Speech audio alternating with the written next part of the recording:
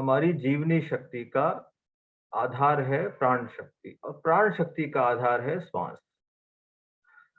श्वास के माध्यम से हम ब्रह्मांड से प्राण ऊर्जा को पोषण देने वाली शक्ति को ग्रहण करते हैं, जिससे प्राण शक्ति का तेजस शरीर को वो ऊर्जा मिलती है ताकि प्राण शक्ति का अस्तित्व बना रहता है। तो श्वास इतना महत्वपूर्ण तत्व है इस जीवन को टिकाए रखने के लिए। ये एक व्यवहारिक दृष्टि से हुआ, लेकिन साधना की दृष्टि से भी श्वास का बहुत बड़ा मूल्य है। ये तो केवल शरीर की दृष्टि से मूल्य है, और साधना की दृष्टि से शरीर का मूल्य है भी और नहीं भी है। क्योंकि शरीर के बिना साधना संभव नहीं है, इस दृष्टि से शरीर का महत्व है। लेकिन प्योर आध्यात्मिक दृष्टि से देखा जाए तो हमारे लिए चेतना का ही सर्वाधिक महत्व है। जब तक हमारी नौका इस भवसागर से पार नहीं होती, तब तक इस शरीर को हमको बनाए रखना होगा, स्वस्थ भी बनाए रखना होगा, इसका ध्यान भी रखना होगा। लेकिन इसके बाद जब भवसागर का किनारा आ जाए तो इसका फिर ज्यादा मूल्य नहीं बचता है, इसको छोड़ना ही है फिर। तो श्वास इतना बहुमूल्य तत्व है। और चूंकि मुझे आध्यात्मिक पक्ष के बारे में बोलना है, तो मैं श्वास की क्या कार्यविधि है इसके बारे में बात नहीं करके सीधा इसकी मतलब यदि देखा जाए तो वैज्ञानिक पक्ष का मतलब होता है शारीरिक पक्ष को ज्यादा लेना।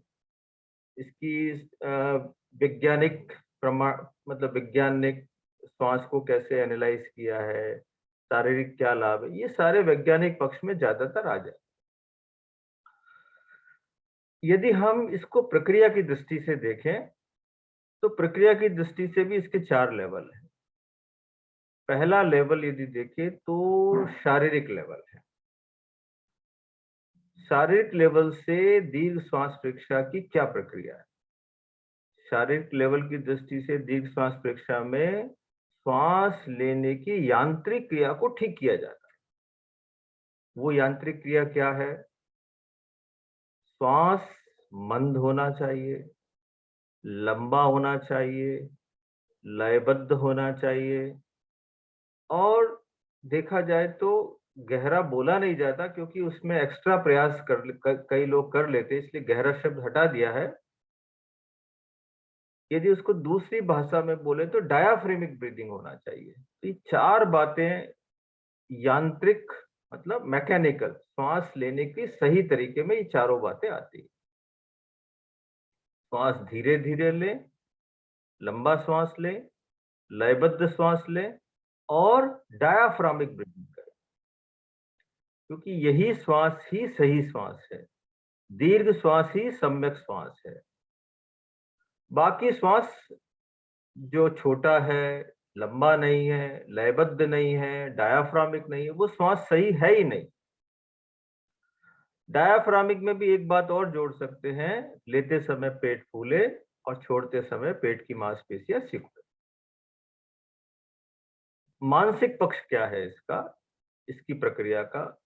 मानसिक पक्ष ये है कि दीर्घ श्वास प्रक्रिया के समय सारे संकल्पों विकल्पों से हम मुक्त हो जाए। अब ये होता कैसे है? होता ऐसे है जब हम, क्योंकि हमारे प्रेक्षा ध्यान का एक नियम है, और ये प्रेक्षा ध्यान का नहीं है, चेतना का नियम है, एक प्रकृति का नियम है कि जब हम देखते हैं तो सोचते नहीं और सोचते हैं तो देखते नहीं।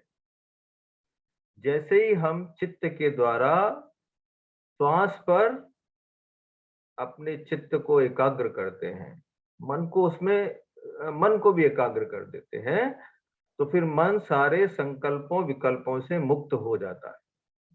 क्योंकि जब हम केवल देखने की क्रिया करते हैं तो संकल्प विकल्पों से हमें मुक्ति मिल जाती है, और जैसे ही हम संकल्पों विकल्पों में जाते हैं तो हमारा देखना छूट जाता है। तो इसकी मानसिक प्रक्रिया में आया कि हमको संकल्पों विकल्पों से मुक्त होना है, या कहें तो दीर्घ श्वास प्रक्रिया से हम संकल्पों विकल्पों से मुक्त हो जाते। तीसरा पक्ष आया भावनात्मक पक्ष। भावनात्मक पक्ष में हम जब दीर्घ श्वास परीक्षा करते हैं तो प्रियता और अप्रियता के भावों से मुक्त होकर केवल श्वास को देखते हैं, वर्तमान क्षण का अनुभव करने की कोशिश करते हैं।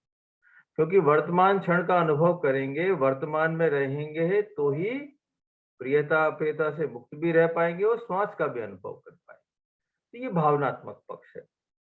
जब हम प्रियता और अप्रियता से मुक्त होते हैं तो सारे ही शुभ अशुभ सारे ही भाव, इसको शुभ इसलिए बोल सकते हैं कि उस समय अशुभ का अभाव है।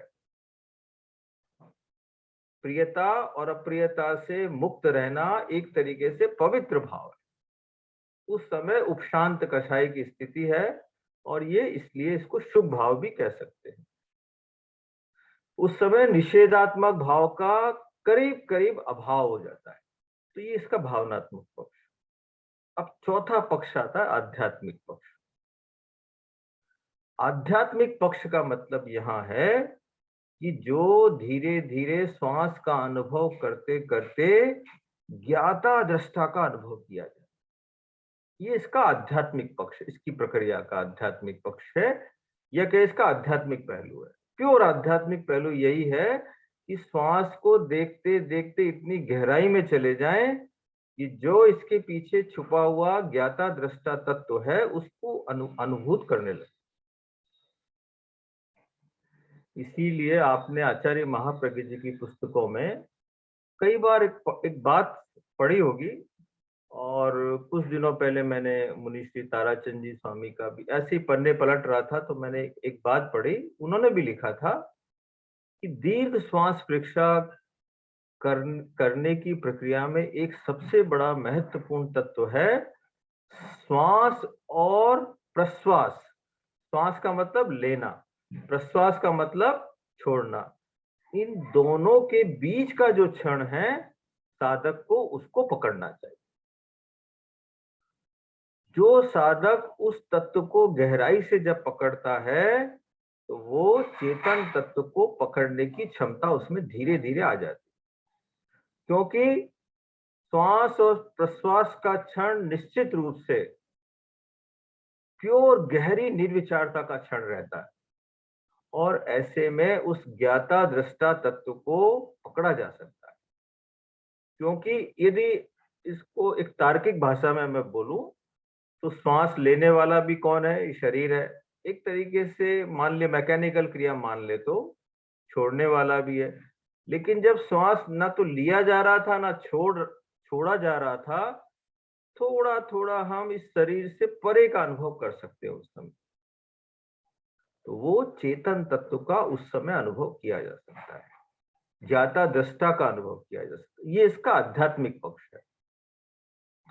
तो जो भी लोग दीर्घ श्वास परीक्षा का अभ्यास करते हैं, ना केवल उनको गहरी एकाग्रता रखनी है, संकल्पों विकल्पों से मुक्त होना है, प्रियता अप्रियता से भी मुक्त होना है, और इनसे भी ऊपर जो ज्ञाता दृष्टा है, जो चेतन तत्व है, उसका भी अनुभव करना। ये इसके चारों स्टेप है प्रक्रिया के, कि शारीरिक पक्ष पर क्या चीज कंट्रोल की जाती है, मानसिक लेवल पर क्या, भावनात्मक स्तर पर क्या, और आध्यात्मिक स्तर पर। एक बात और महत्वपूर्ण है कि कई बार आपने देखा होगा कि जब दीर्घ श्वास परीक्षा का जब प्रयोग कराया जाता है तो एक बात साधक को कही जाती है कि यदि आपको विचार आ रहे हैं तो क्या करें, अपने श्वास को रोक लें। अंतः कुंभक या केवली कुंभक, या इसको अंतः कुंभक तो नहीं कहूंगा, या तो मैं इसको केवली कुंभक कहूंगा या सहज कुंभक कहूंगा, कि श्वास जहां है वहीं रोक ले। और इसका प्रतिफल क्या होता है कि सारे संकल्पों विकल्पों से एक बार को मुक्ति मिल जाती। जैसे ही साधक सहज कुंभक या केवली कुंभक का अभ्यास करता है, केवली कुंभक या सहज कुंभक का मतलब क्या है, श्वास जहां है वहीं रोक दे कुछ क्षणों के लिए। अब जितनी क्षमता हो, 1 सेकंड, 2 सेकंड, 5 सेकंड, उस समय में भी निर्विचारता का अनुभव होता है और उन क्षणों में चेतन तत्व का अनुभव संभव है। ये प्रयोग श्वास परीक्षा के दौरान भी किया जाता है। एक तरीके से देखा जाए, श्वास प्रश्वास के बीच के क्षण का अनुभव करना जितना महत्वपूर्ण है, उतना ही सहज कुंभक का अभ्यास भी महत्वपूर्ण है। और आचार्य श्री ने कई जगह एक बात लिखी है कि जो साधक बहुत ज्यादा व्यस्त है, काम जिनके पास बहुत ज्यादा है, लगातार ध्यान का कोई लंबा समय शायद नहीं निकाल पा रहे हैं, तो कम से कम क्या करें, घंटे 2 घंटे के बाद में सहज कुंभक या केवली कुंभक का अभ्यास जरूर करें। अब इसमें समय कितना लगता है? 15 सेकंड से ज्यादा का समय नहीं लगता है। यदि मैं आपको अभी कराऊं तो आप बिल्कुल श्वास को रोककर, शरीर को ढीला छोड़कर अपने भीतर चले जाएं।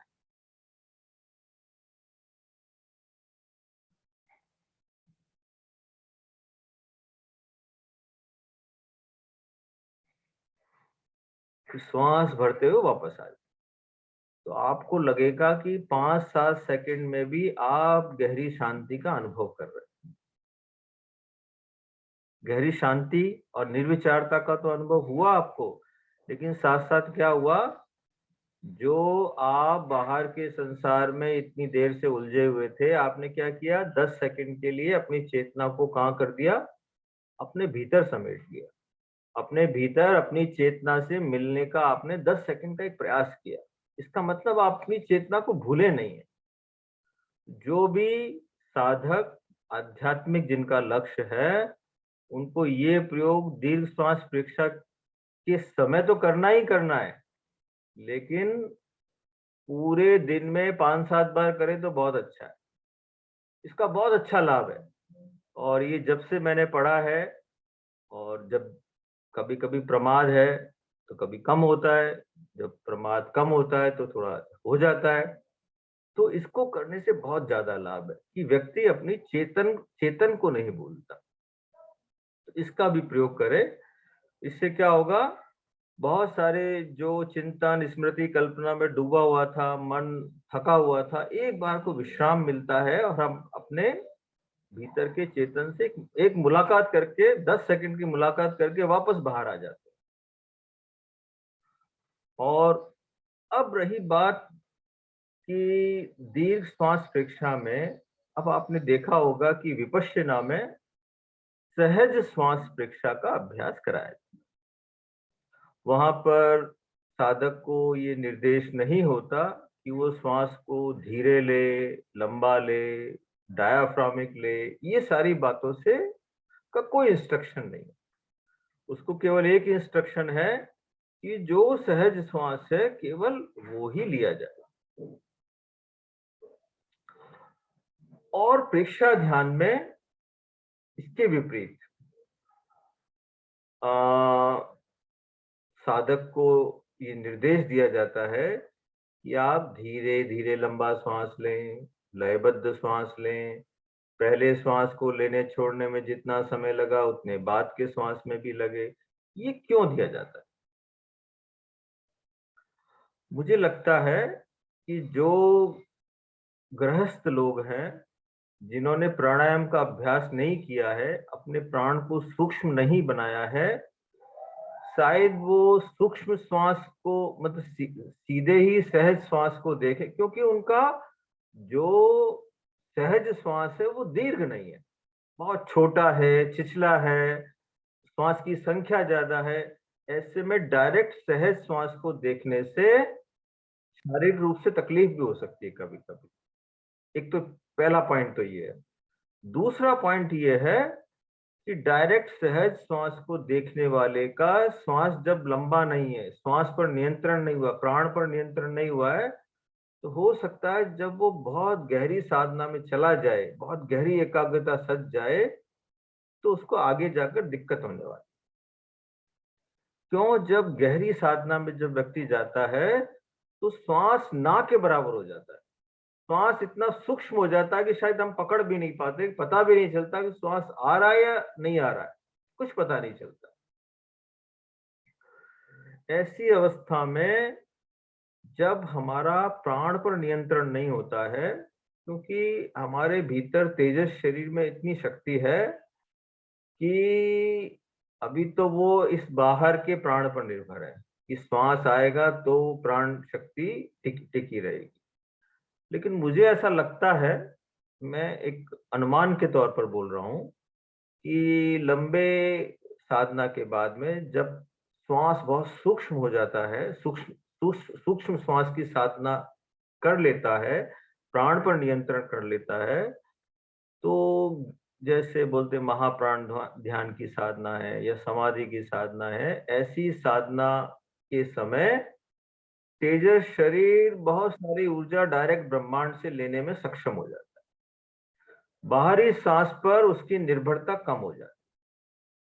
लेकिन ऐसा कब संभव है कि जब व्यक्ति अपने श्वास को साध ले, अपने प्राण को साध ले, तब ऐसा संभव है। इसलिए सामान्य साधक जो गृहस्थ है, संसारिक प्राणी है, उसके लिए ऐसा कहना ठीक होगा कि उसको पहले अपने श्वास को दीर्घ बनाना चाहिए, और दीर्घ श्वास ही सहज श्वास बन जाए। तब जब ऐसी स्थिति आ जाए, तब वो सहज श्वास को देखे खाली, फिर प्रयास ना करे। इसमें मेरा अनुभव ये है, जब हम श्वास को लंबा करने का अभ्यास करते हैं, तो जो निर्विचारता सदनी चाहिए, जो गहराई सदनी चाहिए, वो उसमें थोड़ी बाधा तो आती है। लेकिन दूसरा फायदा क्या है, शारीरिक दृष्टि से प्राण की कमी या आदि आदि समस्याओं से भी साधक बच जाता है। तो प्रारंभिक अवस्था में साधक को ये धीरे धीरे लंबा लयबद्ध ये सारी बातों का अभ्यास करना ही चाहिए। लेकिन जब लंबा अभ्यास के बाद में श्वास की संख्या बहुत कम हो जाए, अभ्यास सध जाए, तो फिर धीरे धीरे सहज श्वास की परीक्षा का अभ्यास ही ज्यादा करना, क्योंकि सहज श्वास परीक्षा से साधक बहुत गहराई से निर्विचारता की स्थिति में जल्दी पहुंच सकता है। या फिर हम ऐसे कर सकते हैं कि जब हम दीर्घ श्वास परीक्षा का अभ्यास करें, तो हम प्रारंभ के, जैसे हमने 20 मिनट का समय दीर्घ श्वास परीक्षा के लिए रखा है, तो शुरू के 10 मिनट हम प्रयास पूर्वक थोड़ा थोड़ा प्रयास करें, बहुत ज्यादा नहीं, जिसमें तनाव आए, स्ट्रेस आए, वैसा प्रयास नहीं। थोड़ा प्रयास से उसको धीरे धीरे लंबा सेट कर दें। फिर वो जब सेट हो जाए तो उसमें प्रयास छोड़, केवल आते जाते श्वास को दृष्टा भाव से, प्रियता प्रियता से मुक्त होकर केवल जाने, केवल देखें। देखते देखते श्वास इतना सूक्ष्म हो जाएगा कि वो ना के बराबर हो जाएगा, और करीब करीब निर्विचारता की स्थिति बन सकती। तो ये दोनों में डिफरेंस मुझे ऐसा लगता है, ये एक कारण है कि साधक का 24 घंटे का, क्योंकि हम ये मानते हैं कि हमारा श्वास दो तरीके से लिया जाता है। हम प्रयत्न पूर्वक भी ले सकते हैं, जो कि हमारा वॉलंटरी नर्वस सिस्टम लेता है, और हम स्वतः संचालित भी है, जो कि हमारा ऑटोनोमस नर्वस सिस्टम लेता है। जब हम वॉलंटरी नर्वस सिस्टम के उपयोग से श्वास को धीरे धीरे लंबा लेने का निरंतर लंबा अभ्यास करते हैं, तो फिर हमारे रेस्पिरेटरी सेंटर को भी धीरे धीरे लंबा श्वास लेने की आदत पड़ जाती है।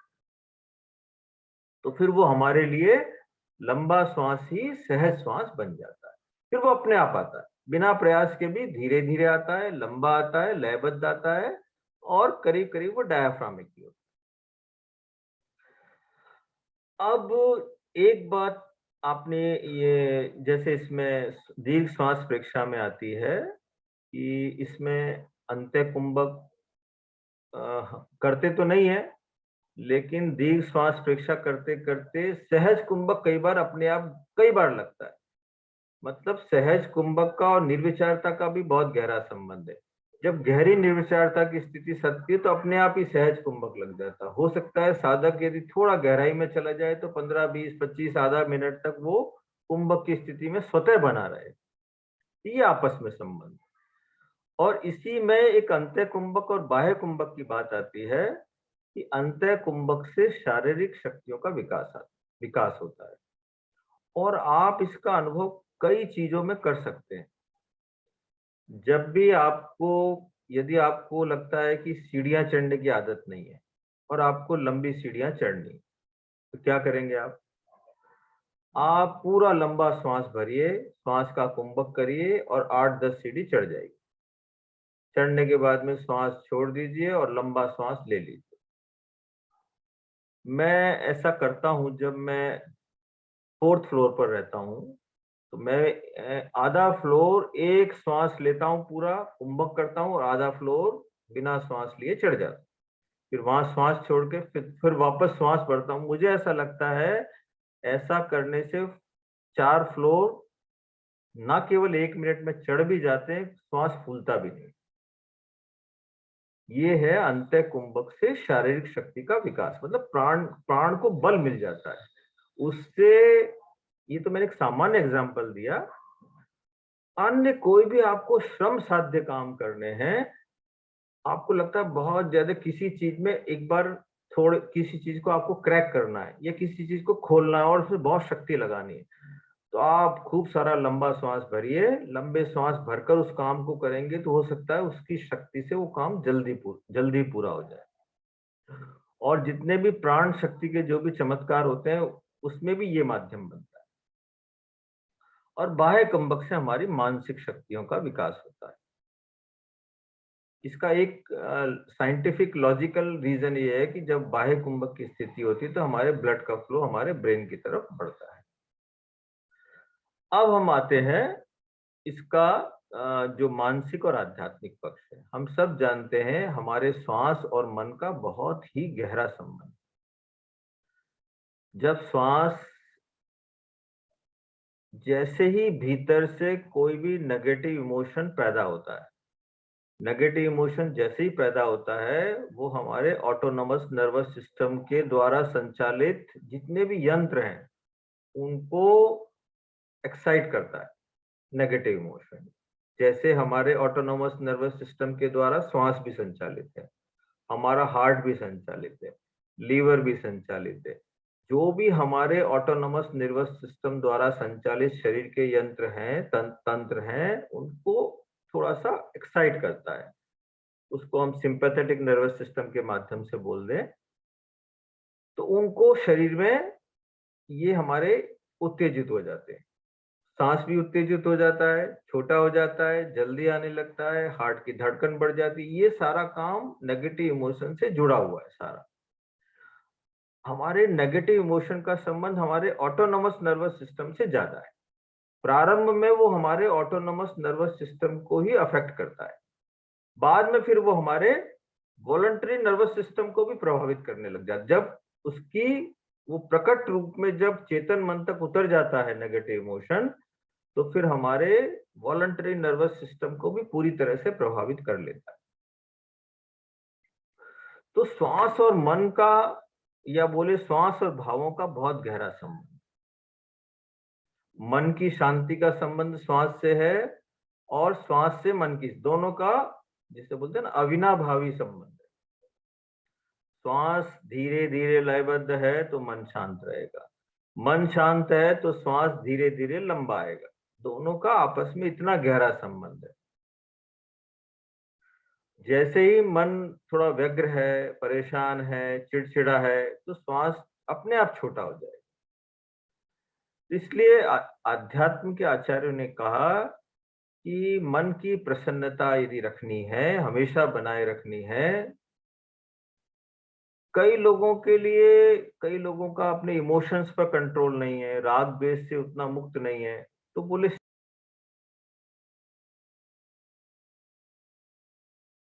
क्योंकि क्योंकि उनका भाव पर नियंत्रण नहीं है, राग द्वेष से वो मुक्त नहीं है, ऐसी स्थिति में वो प्रसन्न कैसे रहे।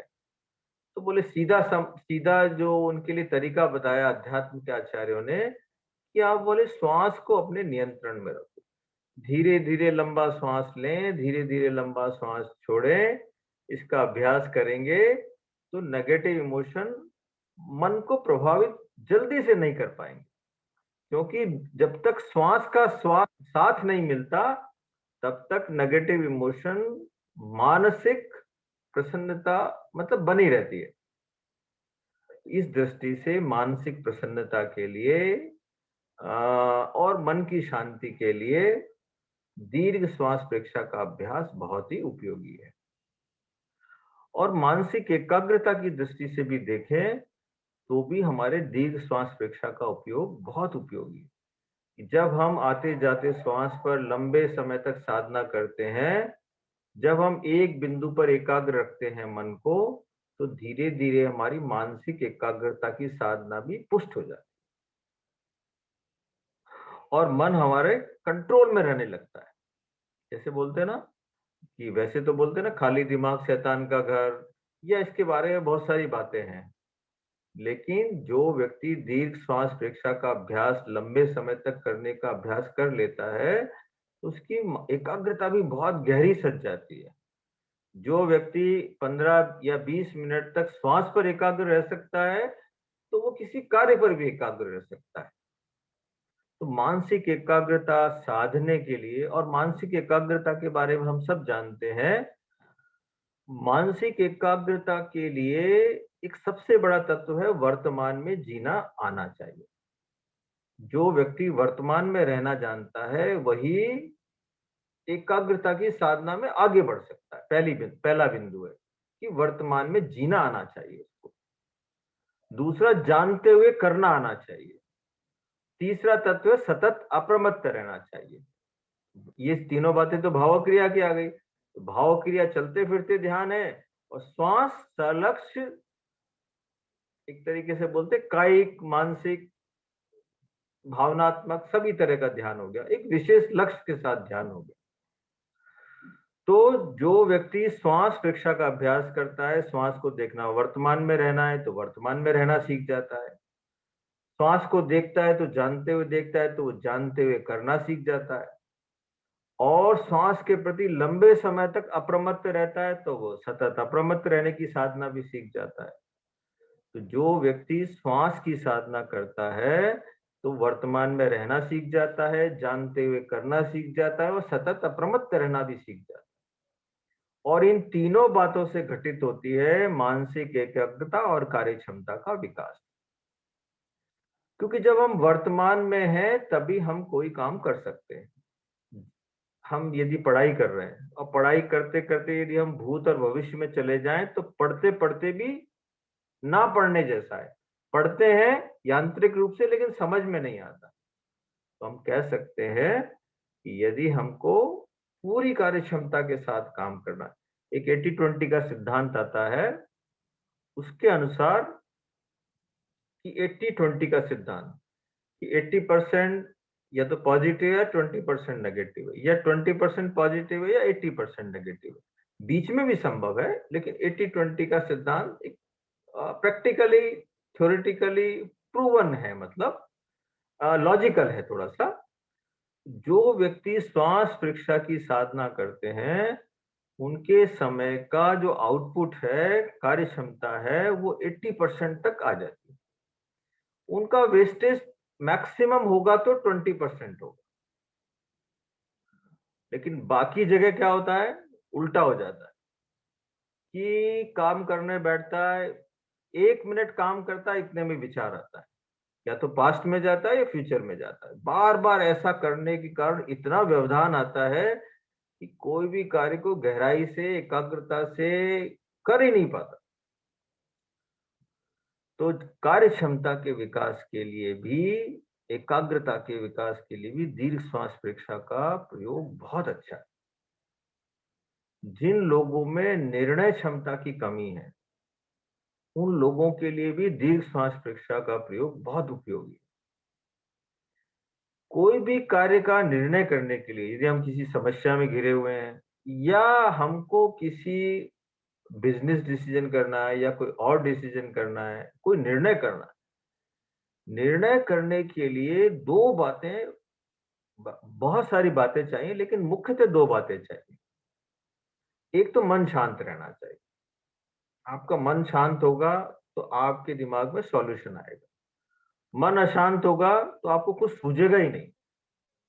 दीर्घ श्वास प्रक्रिया करने वाले का मन शांत सामान्यतः रहता है, सामान्यतः शांत रहता है, तो वो एक ही समस्या के 10 समाधान लिखने बैठेगा तो उसके दिमाग में 10 समाधान सूझेंगे।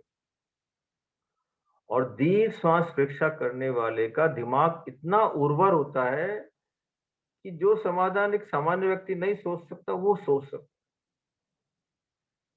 उसकी एनालिटिकल पावर बढ़ जाती है, सोचने की शक्ति बढ़ जाती है, लॉजिकल पावर भी बढ़ जाती है। और कहते हैं कि जैसे रचनात्मक सृजनधर्मिता भी बढ़ जाती है। तो out of the box solution भी उसके दिमाग में आ सकते हैं, जिसका दिमाग शांत है।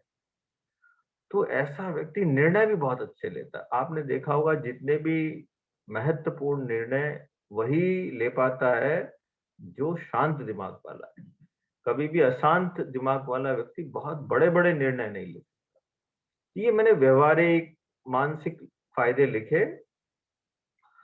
दीर्घ श्वास परीक्षा का अभ्यास करने वाला चूंकि वर्तमान में रहना सीख गया है, सजग है, तो वो हर समय प्रसन्न रह सकता है क्योंकि वो वर्तमान में रहता है।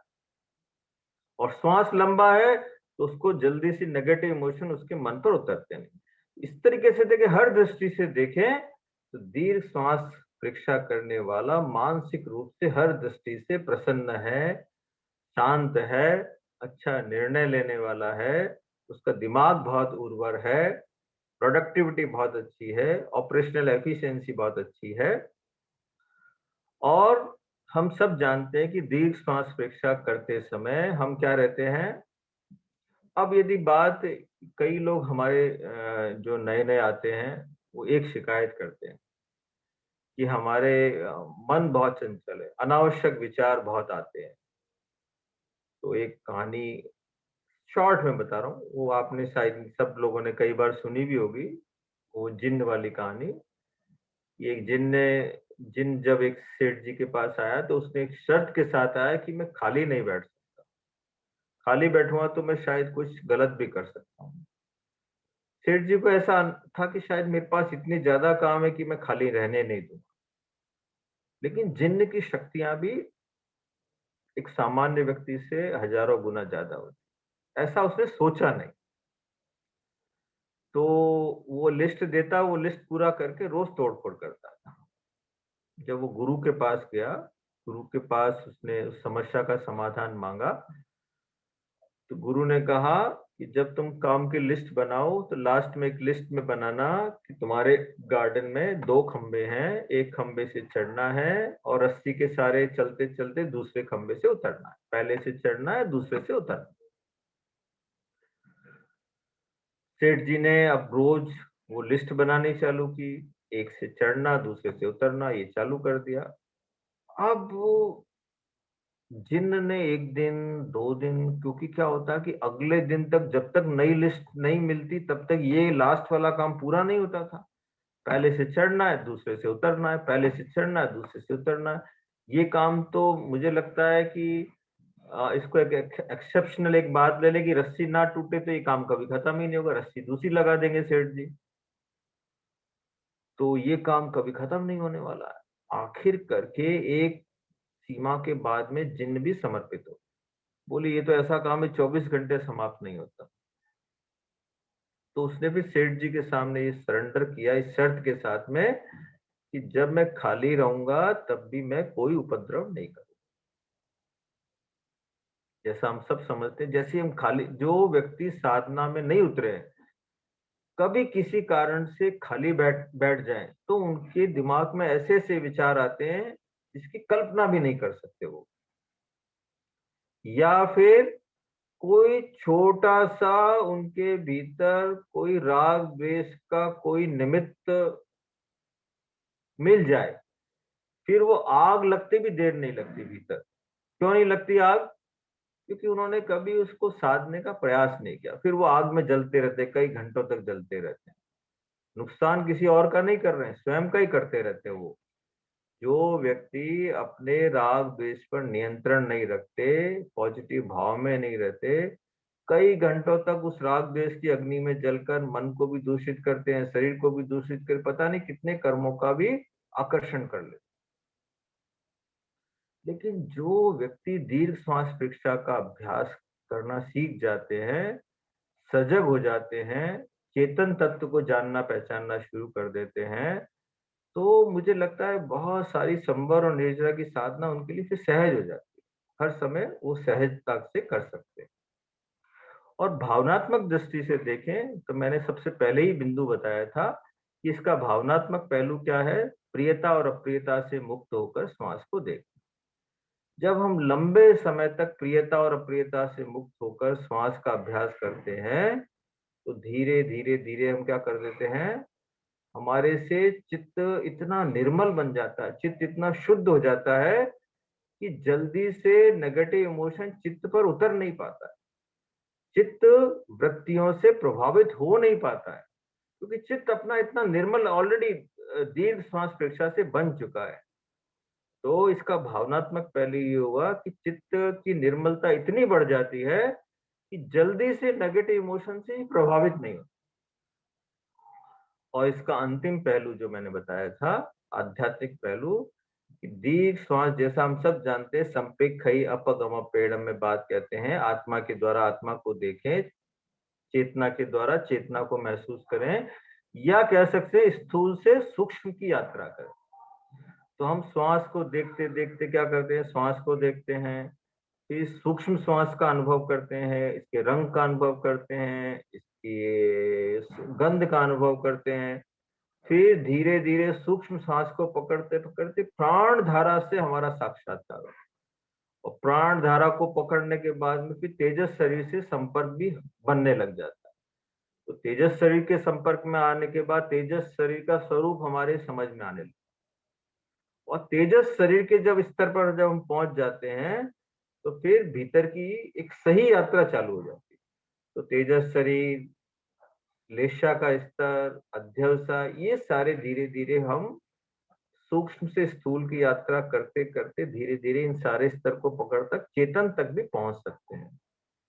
तो दीर्घ श्वास प्रेक्षा का एक ऐसा प्रयोग है जो दिखने में तो बहुत स्थूल लगता है, लेकिन यदि केवल इसी का अभ्यास किया जाए तो व्यक्ति श्वास प्रेक्षा करते करते चेतना तक भी पहुंच जाता है। और सबसे बड़ी बात यह है कि जैसे हम सब मानते हैं, प्रेक्षा ध्यान टिका हुआ है संवर और निर्जरा पर। दीर्घ श्वास प्रेक्षा का अभ्यास करने से संवर और निर्जरा दोनों ही घटित हो जाते। संवर का मतलब है आत्मा की वो स्थिति जिसमें कर्मों का आना रुक जाए। कर्मों का आश्रय बोले या कर्मों का आने का मुख्य कारण है, तात्विक दृष्टि से बोले तो राग द्वेष मोह और मन वचन काया की चंचलता, ये दोनों का योग होता है तो कर्मों का आकर्षण होता है। दीर्घ श्वास प्रेक्षा के समय ना तो मन वचन काया की चंचलता है, ना राग द्वेष मोह है, क्योंकि हम उस समय केवल प्रियता और अप्रियता से मुक्त स्थिति में, संवर की स्थिति घटित हो गई। और जब हम प्रबल पुरुषार्थ करते हैं, उस स्थिति में बने रहने के लिए पुरुषार्थ करते हैं, तपस्या करते हैं, ध्यान भी तपस्या है, क्योंकि राग द्वेष मुक्त बने रहना भी एक पुरुषार्थ है, शुभ योग है। तो ये शुभ योग में बने रहने का जब हम पुरुषार्थ करते हैं तो प्रबल रूप से निर्जरा भी होती है उस समय। तो इस तरीके से संवर और निर्जरा करते करते हम आत्मा को निर्मल बनाते बनाते धीरे धीरे हम अपनी चेतना का साक्षात्कार करने में सक्षम बन जाते हैं। तो अस्तु, मैंने तो जो मन में आया वैसा बोल दिया है, और मुझे लगता है कि हमारे प्रशिक्षक बहुत ही इस बार तो मुझे बहुत अच्छा लगा कि जितने भी लेवल 2 के प्रशिक्षक बोले हैं इस बार, बहुत अच्छा बोले हैं। मुझे भी उन उन उन सब से बहुत सीखने को भी मिला है, इसलिए मैं बहुत ध्यान से सबकी क्लास सुनता हूँ। और कई बार मुझे भी कुछ नए पॉइंट उनसे सीखने को मिलते हैं, क्योंकि थोड़ा मेरा पढ़ना कम होता है, तो मैं जितने भी प्रशिक्षक बोलते हैं उनसे भी सीखने की कोशिश करता हूँ। तो सबका विकास हो, हम सबकी साधना का विकास हो, वीतरागता का विकास हो, और हम अपने आत्मा के चेतना के लक्ष्य तक पहुंचे, इसी मंगल भावना के साथ। Om Arham. Om Arham sir. Thank you so much. इतने डिटेल तरीके से हमें श्वास प्रेक्षा के बारे में पूरा वर्णन जो आपने दिया, उससे हमें बहुत बहुत लाभ मिला है। तो सर, इससे संबंधित कुछ प्रश्न हो तो ले। जी बिल्कुल ले। जी, already we have a hand raise. तो हेमा जी बोथरा, आप अपने आप को अनम्यूट करें। ओम आराम सर, मेरे जी 2 क्वेश्चंस हैं। एक क्वेश्चन ये कि अगर हम मैं रेगुलर में दीर्घ श्वास प्रेक्षा नहीं करती हूँ, मोस्टली कायोत्सर्गी करती हूँ, तो अगर मैं ऐसे बैठे-बैठे रूटीन में प्रैक्टिस करना चाहूँ तो लंबा श्वास भर के अंतर कुंभक और छोड़ के बाह्य कुंभक रेगुलर में ऐसे बैठे-बैठे प्रैक्टिस कर सकते हैं क्या? यस यस कर सकते हैं। और एक क्वेश्चन और है सर कि हार्ट बीट्स है हमारी और हमारी श्वास है, इनका कोई रिलेशन है? हार्ट बीट या और हमारी श्वास? थोड़ा संबंध है कि जब छोटा श्वास होता है तो हार्ट बीट बढ़ जाती है, या कह सकते हैं हार्ट बीट बढ़ी हुई होती है तो श्वास छोटा हो जाता है, क्योंकि स्ट्रेस की कंडीशन में हार्ट बीट बढ़ती है और उस समय श्वास भी छोटा हो जाता है। ये श्वास लंबा है, धीरे धीरे ले रहे हैं, तो हार्ट बीट नॉर्मल रहना चाहिए। नॉर्मल, ना तो कम रहेगी ना ज्यादा रहेगी, जितना ऑप्टिमम लेवल पर रहना चाहिए उतना रहना चाहिए। तो इसलिए जो व्यक्ति लंबा श्वास का अभ्यास करता है उसकी हार्ट बीट कोई विशेष कारण हार्ट का ना हो तो नॉर्मल रहना चाहिए। Thank you sir. Thank you sir. Pushpa ji, अपने आप को अनम्यूट करें। हाँ, जय जिनेंद्र। जय जिनेंद्र। जय जिनेंद्र, आवाज आ रही है? जी आ रही है। आ रही। अच्छा सर, आपने वो तेजस शरीर का जो बताया था ना, वो पॉइंट, वो थोड़ा एक तो वो समझ में नहीं आया था, थोड़ी सी बात वो। ऐसा है कि तेजस शरीर हमारा सूक्ष्म शरीर है, उसका अनुभव अभी वैसे तो डायरेक्ट तो होता नहीं है। उसका अनुभव कैसे होता है? प्राण के प्रकंपन से अनुभव होता है।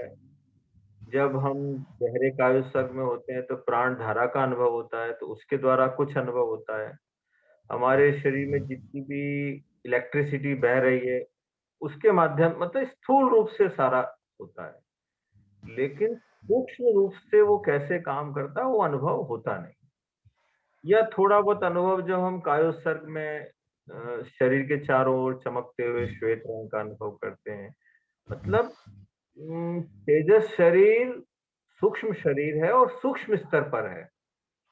जब हम दीर्घ श्वास प्रेक्षा से की गहराई में जाते हैं तो गहराई पे जाने पर वो अनुभव हो सकता है।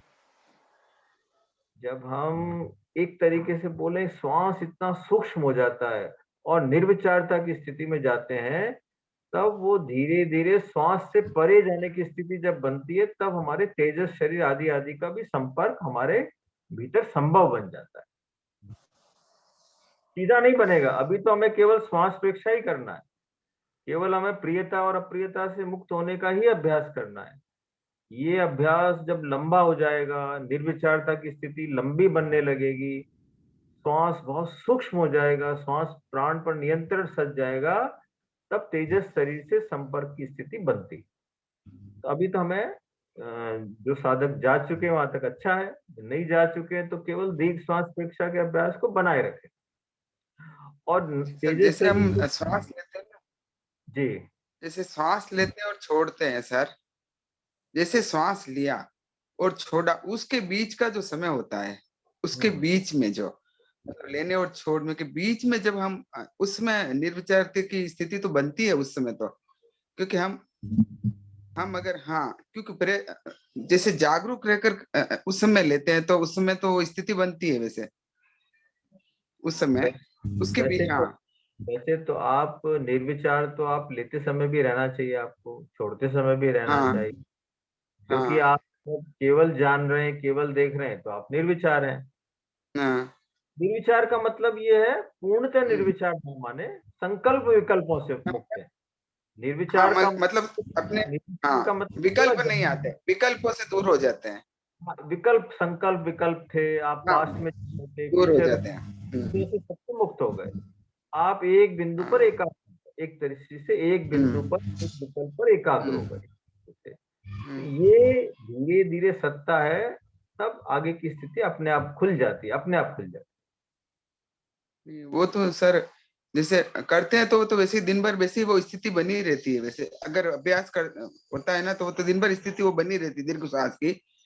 एक पॉइंट और आपने बताया था तेजस शरीर का, एक और चीज आपने बताई थी, एक और चीज आपने बताई थी सर, वो एक ध्यान में नहीं आ रही मेरे को भी। चलो आप अगली क्लास एक बात और, में आपको अच्छा ध्यान ठीक है। आएगा हाँ क्या हाँ बताया हाँ था। ठीक है सर। नेक्स्ट। हाँ मुझे वही, हाँ ठीक है, थैंक यू सर।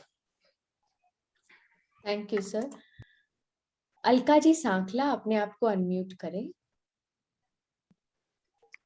सर कहीं लेक्चर में या कहीं सुना हुआ है तो वो मैं आपको पूछना चाहूंगी कि कहते हैं एक श्वास लेने में हृदय 4 बार धड़कता है, तो इस प्रकार अगर दीर्घ श्वास लेंगे तो हृदय को थोड़ी विश्राम मिलता है, ऐसा पॉइंट सुना हुआ था, तो ये सही है या? इसमें थोड़ा विज्ञान को जानने वाले ज्यादा अच्छा बताएंगे। फिर भी ऐसा ऐसा है कि जब हम श्वास लेते हैं तो थोड़ा हार्ट पर स्ट्रेस रहता है, और जब हम श्वास छोड़ते हैं तो हार्ट क्या होता है, रिलैक्स रहता है। ये स्थिति हमारे लेने और छोड़ने के समय भी बनती है। तो जो व्यक्ति लंबा श्वास लेते हैं, लंबा श्वास छोड़ते हैं, तो लंबे समय तक हार्ट को एक रिलैक्स रहने की स्थिति बनती है। तो जैसे श्वास छोड़ने का एक लंबा पीरियड हुआ, तो एक लंबे समय तक उनको, क्योंकि एक बार स्ट्रेस में आया है तो वो तो स्ट्रेस में रह गया थोड़ी देर तो ठीक है, लेकिन इक्वली रिलैक्स रहने का भी एक लंबा पीरियड मिल जाता है। तो इस दृष्टि से बाकी धड़कने की बात तो जहां तक है कि 4 बार या 2 बार या 3 बार, इस पर निर्भर करता है कि आपका श्वास कितना लंबा है, इस पर भी निर्भर करता है। जिनका श्वास मान लिया कि 1 मिनट में एक ही श्वास लेता हो, तो फिर यदि 1 मिनट में मान लिया कि 72 बार धड़कता है, तो फिर तो एक ही 72 बार धड़केगा, या 70 बार धड़केगा, या 65 बार धड़केगा। धड़केगा तो सही ना, कम से कम हार्ट तो धड़केगा ही अपनी। सही बात। श्वास पर भी निर्भर है कि हमारे 1 मिनट में कितने श्वास हैं। लेकिन ठीक है, सामान्य तो ये है धन्यवाद। कि श्वास छोड़ते हैं तो हमारे हार्ट को रिलैक्सेशन मिलता है।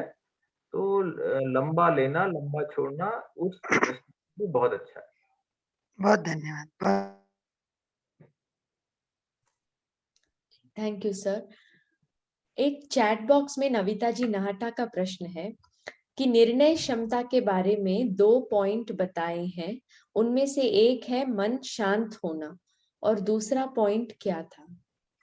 दूसरा बिंदु ये था कि एक तो हमारी जब हम लंबा श्वास लेते हैं, लंबा श्वास छोड़ते हैं, ऑक्सीजन पूरा मिलता है, तो ब्रेन हमारा एक्टिव रहता है, ब्रेन के न्यूरॉन सक्रिय रहते हैं, ब्रेन को पूरी खुराक मिलती है, तो मन, मतलब ब्रेन तरोताजा रहता है उसको, क्योंकि उसको पूरी खुराक मिल रही है। लंबा श्वास लेने वाले को ही पूरा ऑक्सीजन ब्रेन तक पर्याप्त मात्रा में मिलता है। इस दृष्टि से ब्रेन तरोताजा रहता है, उसको पूरी खुराक मिल रही है। तीसरा ये है कि जब ब्रेन को पूरी खुराक मिलती है तो उसकी एनालिटिकल पावर बढ़ती है।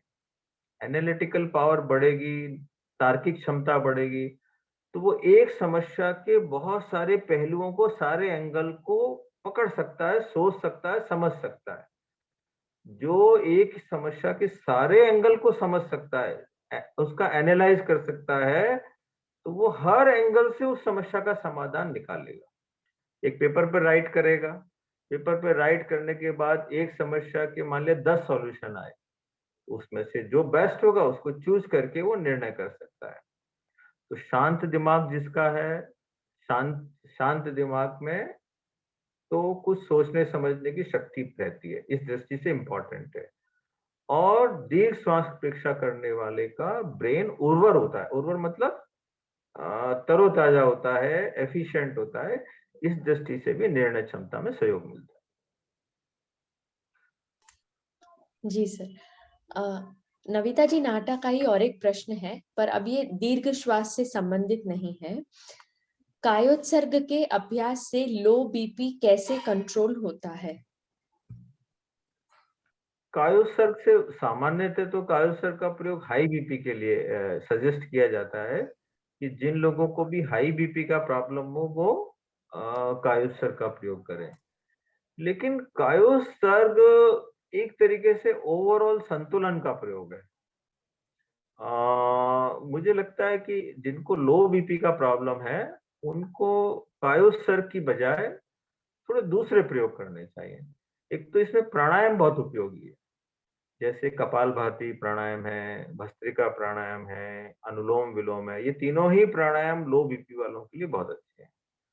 और एक प्रयोग ये भी देखा गया है कि रात को थोड़ा गुड़ भिगोकर सुबह सुबह यदि हम लें, ये भी लो बीपी के लिए बहुत अच्छा माना गया है, क्योंकि रात को भिजा हुआ गुड़ अथवा किशमिश, इसका किशमिश रात को भिजोएं और उसका शरबत बना लें, उसको क्रश करके उसका शरबत बनाकर पी लें सुबह सुबह, खाली पेट 1 गिलास पिए और गुड़ भिजोकर।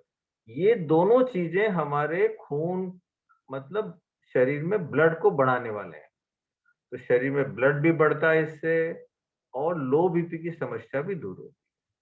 तो मुझे लगता है लो बीपी वालों को कायोत्सर्ग की बजाय ये प्रयोग करना चाहिए कि गुड़ का प्रयोग करें या किशमिश का करें और प्राणायाम का प्रयोग करें। इससे जरूर लो बीपी वालों को हेल्प मिलेगी। और सारे ही आसनों से भी हेल्प मिलती है।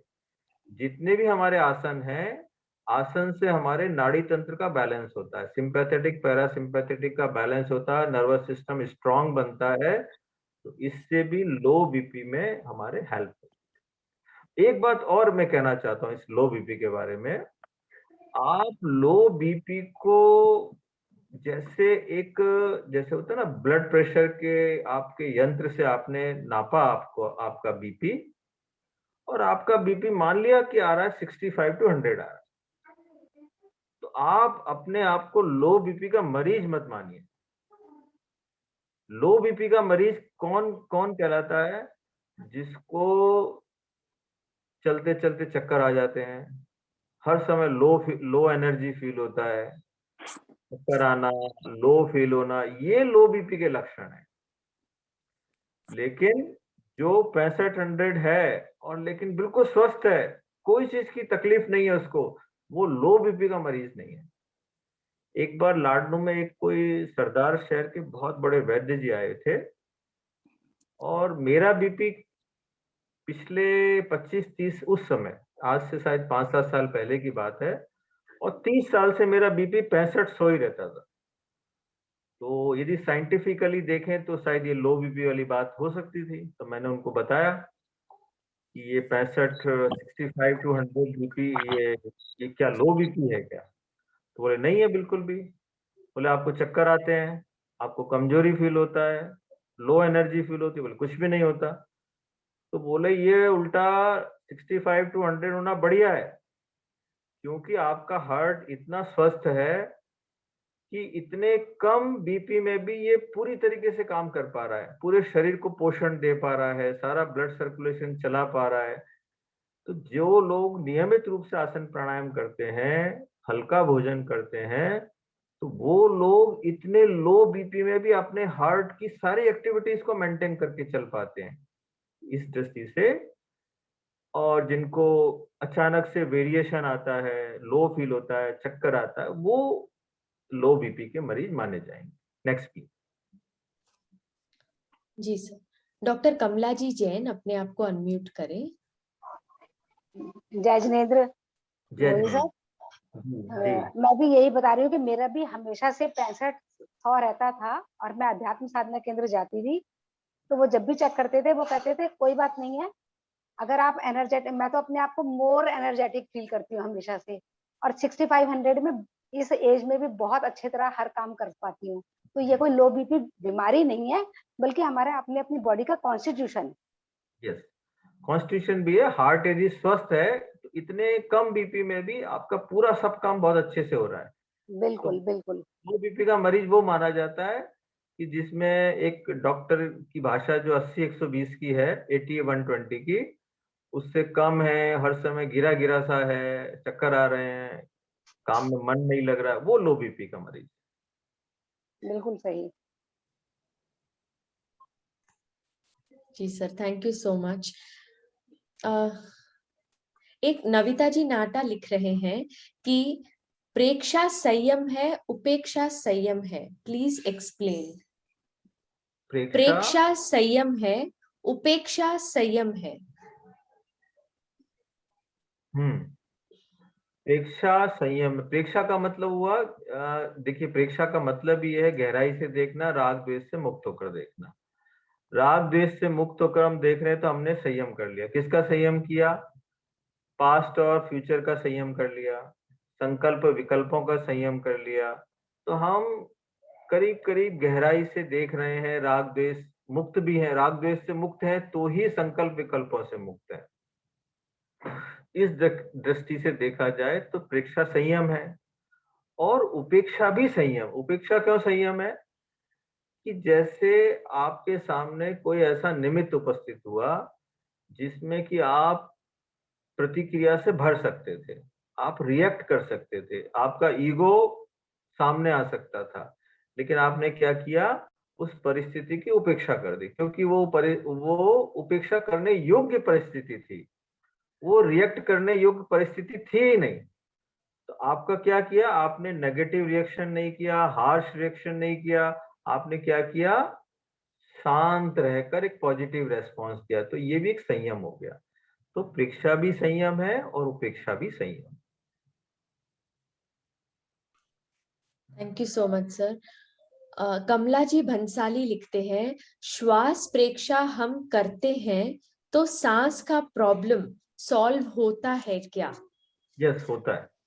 जो लोग अस्थमा से पीड़ित हैं, और साधना केंद्र में तो ये प्रयोग पिछले 30 सालों से चल रहा है, कि जो अस्थमा से पीड़ित हैं, जिनके लंग्स कम काम करते हैं, तो उनको प्राणायाम का अभ्यास तो कराते ही हैं, आसन का भी कराते हैं, इसके साथ साथ दीर्घ श्वास प्रेक्षा का प्रयोग ज्यादातर कराते हैं। तो दीर्घ श्वास प्रेक्षा का लंबे समय तक अभ्यास करने से लंग्स की प्रॉब्लम या कोई श्वास की प्रॉब्लम हो, उसमें आराम मिले। जय जिनेंद्र सर, मेरा क्वेश्चन ये था कि जब हम श्वास परीक्षा करते हैं तो साइनस का प्रॉब्लम दूर होता है क्या? साइनस का प्रॉब्लम?